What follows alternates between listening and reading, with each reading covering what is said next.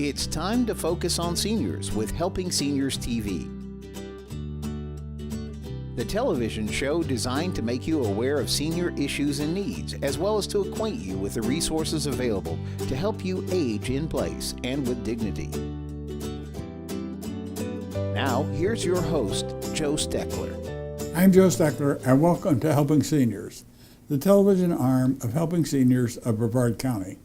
Our show is designed to provide you with information on how to develop your own aging and care plans.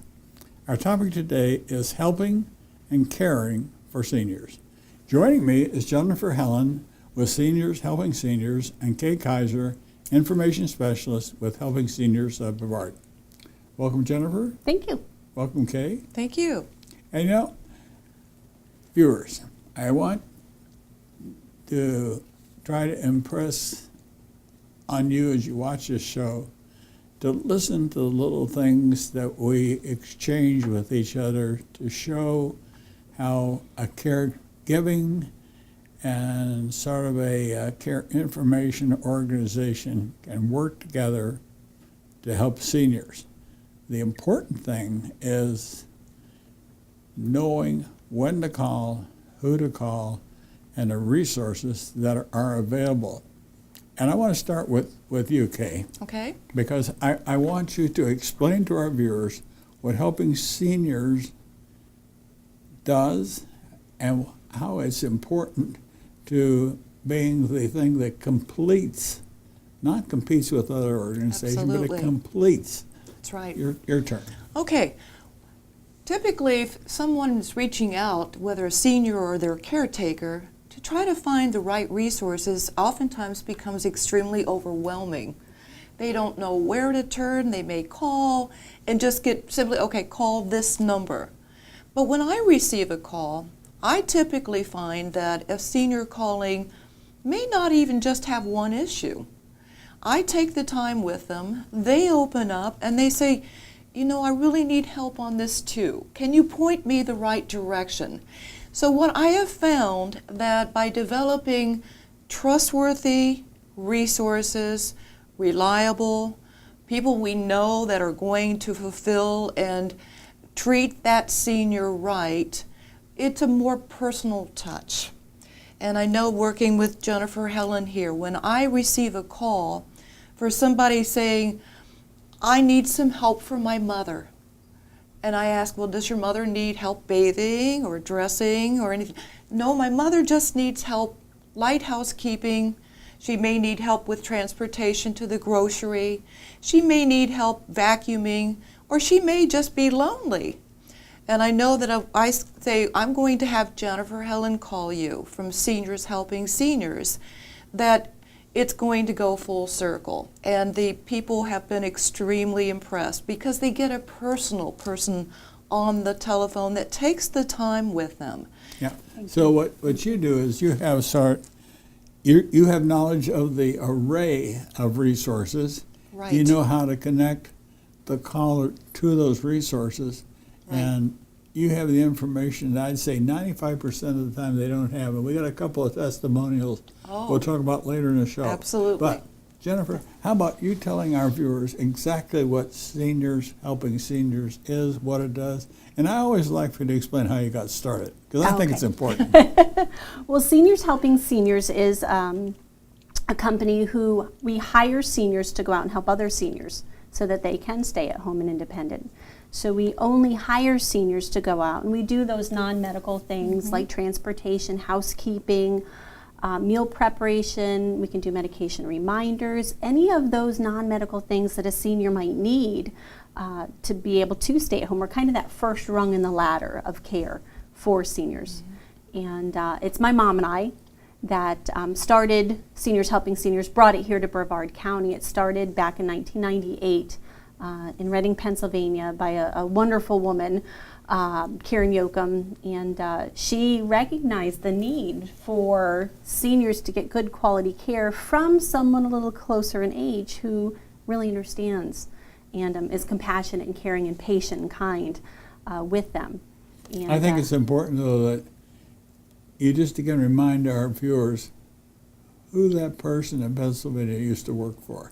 She worked for Mother Teresa for 14 years, so she has got just an incredible heart. Yes. And when you go up there, when Mom and I sat down and we said, all right, this is really what we want to do, we went up to Pennsylvania and sat down with her. You had to do that. Oh yes, you had to do that. And you sit across the table from her, and she says, I'm not giving you a franchise. I may grant you one. You may get one, but you're not buying a franchise. She wants to make sure that this is her heart and soul. She wants to make sure that you are someone who is going to carry that mindset and that heart and soul out there. So she's very fussy, but that's a good thing. I can honestly say, in the time that I have known you and watched and heard the results of the people you have hired going into homes to help people, I have never heard a bad complaint. Thank you. Not Thank one you. time. And I think it's important, viewers, to understand. I just recently talked to somebody that has a 102-year-old mother in the hospital, and they can only keep her 12 more days in the hospital, and they're going to have to make a decision. Some of the siblings want the mother brought home. One of the siblings says, you can't do that. We can't care for her, and she needs to go to a nursing home. She's not eating. She's 102. Her mind's as clear as a bell, but she can't walk. She can't do anything. Now, if they bring her home, they're going to have to hire 2 caregivers around the clock. It's going to run them in an order of $12,000 plus a month. You, on the other hand, were helping a lady that could still get around, but she got to the point where, tell that story. You the one that you were helping in the morning and then at night? Oh, our lady down in Barefoot Bay. Right. Yes. She's a sweetheart. She really needed, in the beginning, we were just helping in the morning, and we did that for almost 2 years. She would take her medications, forget that she had taken them and taken them again. Ooh. And then sometimes take them again. And so that really set her morning off to a whirl. She'd end up calling 911, go to the ER. The doctors, paramedics, everyone said she cannot be at home anymore. It's just not safe. And so the kids, in one final attempt to keep her at home, called us. We went in every morning. Once she had taken her medications, we would put the med box away. We would take it out the next morning. She would take all of her medications on her own. That's the only part that we were doing, but we made sure she had breakfast, and we made sure she had a really good start to her morning. And that's all she needed for 2 years. That's all she needed. Once she was up and ready, only had those, the medications that she was prescribed by the doctor, she was great. And she was successfully able to stay at home just with those 2 hours. And what like did I said, it cost for 2 her a years. month for that service? Less than $1,000. Right. Then what happened a little later on? Well, we did end up adding 2 hours in the afternoon. And- But the total cost of 2 hours service in the morning, you got her up and you put her to bed. She stayed in her own home. The family was happy. And the cost, I remember the story, the cost was around $2,400 a month. Right. As opposed to $6,000 or $7,000 in an assisted living facility. Right. And it was actually a little less than $2,000. Amazing. Yes. Yeah. That's why it's so important for you, our viewers, to understand that there are so many resources just like Jennifer, and there are ways to access these resources through Kay Kaiser, Right. the information specialist here at Helping Seniors. What are some of the other ways that the two of you interact as an information specialist and as a caregiver? Kay, Okay. go first. Well, for one, we stay in touch quite frequently. Yes, we do. And I've asked Jennifer to submit to me, which she did, a synopsis of the type of work that has been as a result of some referrals. And that list I know is growing every week in the fact. And there's one thing that I want to inject to about your service that I find interesting when I'm speaking to a senior, because when they're open to having someone come in, and I mentioned I've got just the perfect little business, a mother and daughter business, which is, to me, that's rewarding in itself.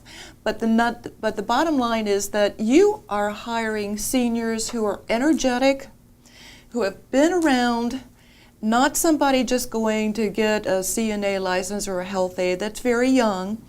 And I find that, and I think you'll agree, that the seniors that you are placing with seniors, they can relate. They have something to be able to communicate about. You know, they're not on different generations that far apart. We joke that they know what a phone book is. Exactly, They don't Google. exactly. I think that point is emphasized by the fact that you had a lady that once she read an article we had in Hometown News about our organization, she called you, she couldn't find a job. That's She right. didn't have a computer, and what was the success story there? Well, as a matter of fact, we just learned from your mother, your partner, that she's turned out to be one of your best employees. Yes, she is fantastic. So she She's called got a looking caregiving for heart. She called looking for employment. She told me briefly that she had some caregiving background, and immediately I thought, perfect. Here's a senior looking for work, and bingo. And she is just, I told Kay, we'll put an order for 10 more, just like her. She's wonderful. She does have that caregiving background. Yes. She's a senior. She understands. She's patient. She's enthusiastic. She goes above and beyond, looking for ways to help. But she had a little different, what was her background? It was her background, I think we talked about what she did, or... Well, we have another lady, too, that you had met, too, that is still kind of pending there. Different background. I want to say it was administrative. I think so. Yeah. And we have people. No, what I'm saying is, at the lady that went to work at Jennifer's place, her background lent good credentials for her doing the type of work she's doing. That's she was right. a very outgoing person. Exactly. She was neat, she was trim, Yes. she spoke well, verbalized well, and you could tell that she was a caring person from the way she talked. So when you started out, you had this many people working. Now you got this many people working for you. And it's amazing, the people that work for us all do have a caregiving background, whether it's in a professional manner or they've taken care of their mom, their dad, their wife, their husband. So they all have that caregiving background. But we've got retired professors, people who worked on Wall Street, retired RNs. It's just amazing the backgrounds that they have. It's amazing when you say retired RNs. That's good. Too often, I think, Jennifer and Kay, people that are looking for help and assistance want to try to get the ultimate in care to start off with. When they don't need a silo, they can start down lower and work their way up. And that's why every time I do a show like this, I always talk about what I call elements of care. Where does Seniors Helping Seniors fit in the hierarchy of care, where you have some minimal care to nursing home care? Where are you on this slope? We're the first step. You're right down there. We are. We're the first step, and we are really good at those folks who, I don't want help. I know I might need help, but I really don't want help. Right. We're a comfortable transition into care for them. Because it is seniors coming in and helping seniors, and it's more like a friend coming to visit than someone in scrubs who is just worried about the medical. So we're that initial step in, and if it's something where we'll get calls occasionally where they are medically fragile or they need help transferring from one place to the other, we can't do that. We can't do that hands-on medical care. So we will make sure that we refer them on. We'll be honest about that. The reason I asked Jennifer that, folks, was that Kay has put down a breakdown of calls. So we see all our calls are logged on a computer, so we can go back and review what I call the hierarchy of needs. And that's going to be a basic stepping stone as we develop a plan for aging with dignity for Brevard County. We are going to become better advocates for senior issues. And that's what I want you to get from this show today, to see how a very low element of care that's extremely important can be provided at a very reasonable cost to the other part of this equation that tells you how to access people like Jennifer. But when Kay put together this list of breakdown of calls, affordable housing was the first need, transportation was the second need, and the third was hands-off care and insurance, meaning Shine and Jennifer Helin's group, Seniors Helping Seniors. Those are facts, folks. They're not somebody saying, this is what we think we need. This is really truth. That's right. So I think that I really want you to talk a little bit about all the things specifically that you do, but in particular transportation, because where we're filming this show today at the Space Coast Center for Independent Living, they have a transportation program. And for those of you that don't know, this organization, the Space Coast Center for Independent Living, will take a veteran from Titusville, Florida, to the VA clinic and back home for a $10 round trip. Think about that. But they also do many other things. But you do the same thing. We do, and often we'll all work together because that's Right. really important. I was just out last week to a gentleman's house, and we were going over his needs, and one of them was transportation. But his finances are such that he really needs to watch how he's spending his money. He needs to spend it wisely. So I gave him Space Coast Center for Independent Living. I said, use them. If you know you have a doctor's appointment Right. coming up, if you know you have things coming up, call them. It'll be more cost effective for you to do that. But if you have a last minute need, give us a call.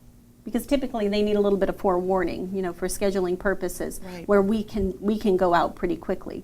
So, we did the assessment and we will have him as a client. Space Coast Center for Independent Living will be helping him primarily and will be a backup. Seniors have a great need to be able to talk to somebody. There are a lot of people that say, I want to be a hermit. Not many.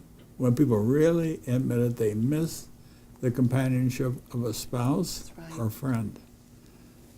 But let's say if somebody was living alone and they needed to go to an assisted living facility simply because they couldn't do certain things, and they were going to pay $6,000 a month to be in an assisted living facility, yet at the same time, your service could go in there, and I think it's something like $16 an hour in a unit of 2 hours. You could take them shopping, push them through the store in a wheelchair, help them get their food, take them home, put the food away. What if they did that once every 2 weeks, went shopping like that? Get them out, get a break. Your people could go in and help them vacuum and tidy up the house and do things like that. Fix meals. You even have a capability, I think, now where you have a handyman type service. They go and change light bulbs, do things, keep those seniors off of ladders. Batteries, smoke detectors, What yes. else? What else do you all do that are simple things that we take for granted? We do have a handyman. We have a couple of them actually, and they will do things that you wouldn't hire a contractor for, and things that we probably do in our houses that we don't even think twice about. But we do want to prevent falls. We don't want anybody on a ladder doing smoke detectors. We have a lot of widows where their husbands really took care of everything for a long time. So now replacing the air conditioning, the Freon? no, not the Freon, that's terrible. I'm having my Filter? own little senior moment. There you go. Thank you, Kay. What was The that? filter, Filter. replacing the air conditioning Oh, filters. filters, okay. Going out and just doing those little things when something little breaks that normally we wouldn't hire anybody to do, but that need to be done around the house. I'll tell them, get that list ready.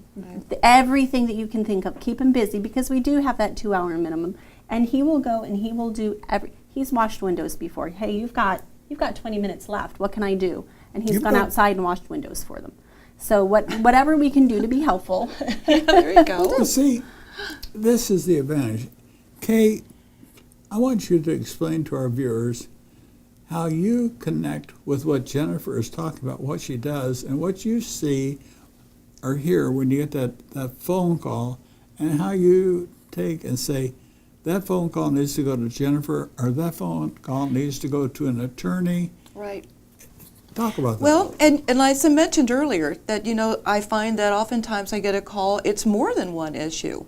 But specifically, and I wanted to comment on the fact that a lot of times seniors are released from rehab or et cetera, in hospital, and they are with an RN. I'm getting calls and they say, well, I really don't need that level of care. And that's so common. And one of the things that I like about Jennifer's business is the fact that many of these companies require a very long contract, a commitment, whereas she has only a 2-hour minimum and can be very flexible in that. So that helps in explaining to a caller that, don't worry, because they're reluctant too. They haven't, this is a stranger coming into my home. This is something that I'm not accustomed to.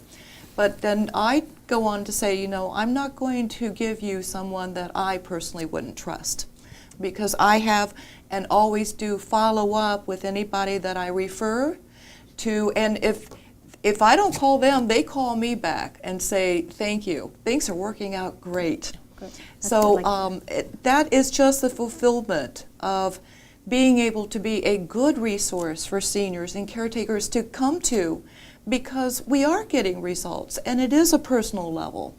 That's extremely important, results. Mm-hmm. It's preferable to have good, positive results, not negative ones. What I like about you, Jennifer, and the way your organization works, and I can say this because I know it happens.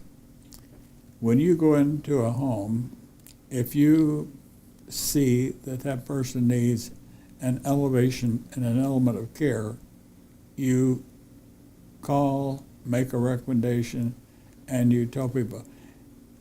Too many caregiver organizations try to hold on to a client when it's not in the client's best interest to be held on to. That's right. So this is why I'm trying to put together a network of organizations that provide honest, open, needed, necessary services. That's right. And Kay is a wealth of information for that. I thought I had a pretty good network that I had developed over the last couple of years, but we will still get calls. I'll think, oh my gosh, I have no idea. Kay, we need a referral for this for a client, or I'll just refer them on. Here, please call Kay.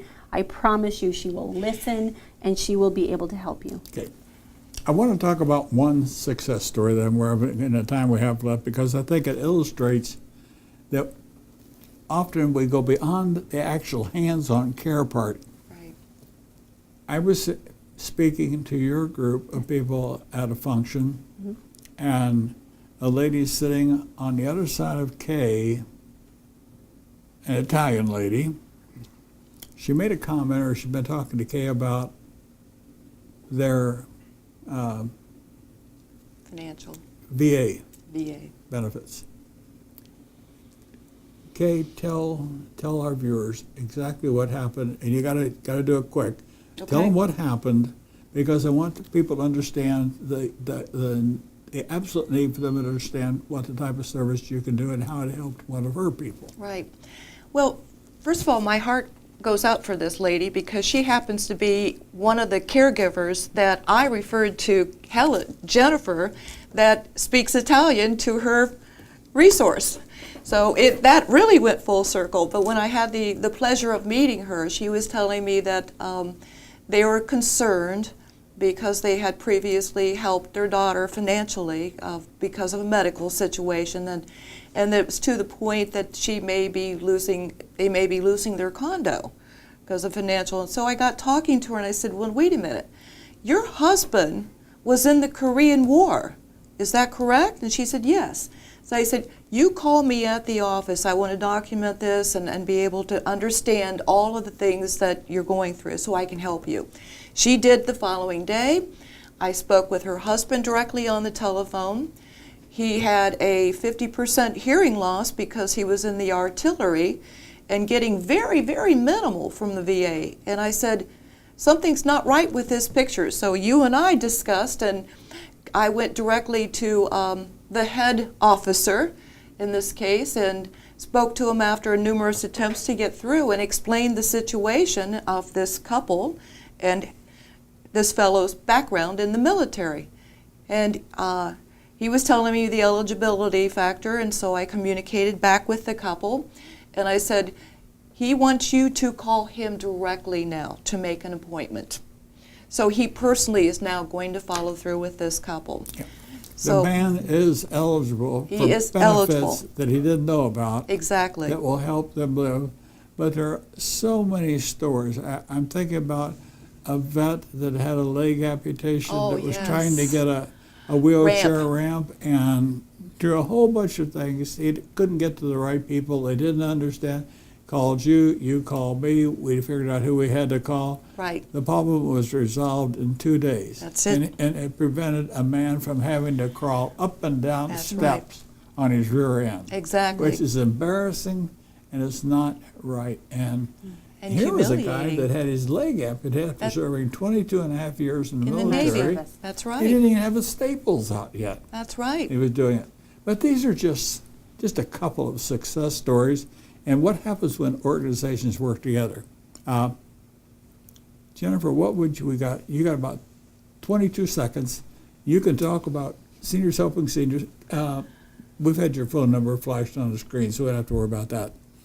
But why do you consider your organization important to the future care in Brevard County of seniors? We are that first step, and we're a comfortable step into having someone in home for services, compassionate, caring seniors.